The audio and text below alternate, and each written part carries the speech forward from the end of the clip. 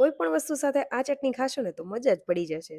ભાખરી, થેપલા, પુડલા, રોટલો, ઢોકળા કોઈ પણ વસ્તુ સાથે ખાશો ને તો તેનો સ્વાદ વધારી દે ને તેવી આ ચટણી બને છે. તો સૌથી પહેલાં આપણે લસણને લઈ લેશું, તેને આ રીતે છીલી લેશું. તો આ ચટણી ઓલ ઇન વન છે. તમે એક વખત જો ટ્રાય કરશો ને તો તમે મજા પડી જાય ને એવી સરસ બને છે.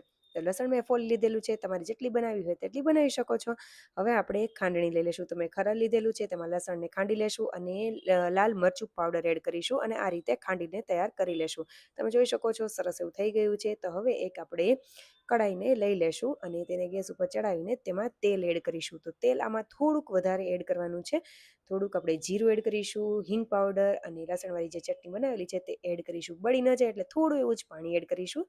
ધાણા જીરા પાવડર, હળદર પાવડર, સ્વાદ પ્રમાણે મીઠું એડ કરીને બધી વસ્તુને સરસ રીતે હલાવી લેશું. થોડી વાર માટે આ રીતે જ લો ફ્લેમ ઉપર કરીશું. હવે જરૂરિયાત મુજબ પાણી એડ કરીશું, ગરમ મસાલા પાવડર થોડો એડ કરીશું અને તેને તેલ છૂટું પડી જાય ત્યાં સુધી થવા દેશું. ત્યાં સુધીમાં આપણે કોથમરીને ચોપ કરી લેશું. તો આ રીતે બારીક એવી કટ કરી લીધેલી છે. તો હવે એમાં આપણે એડ કરી દેશું અને આ રીતે તેલ છૂટું પડી જાય એટલે આપણી ચટણી એકદમ સરસ એવી બનીને તૈયાર થઈ ગઈ છે.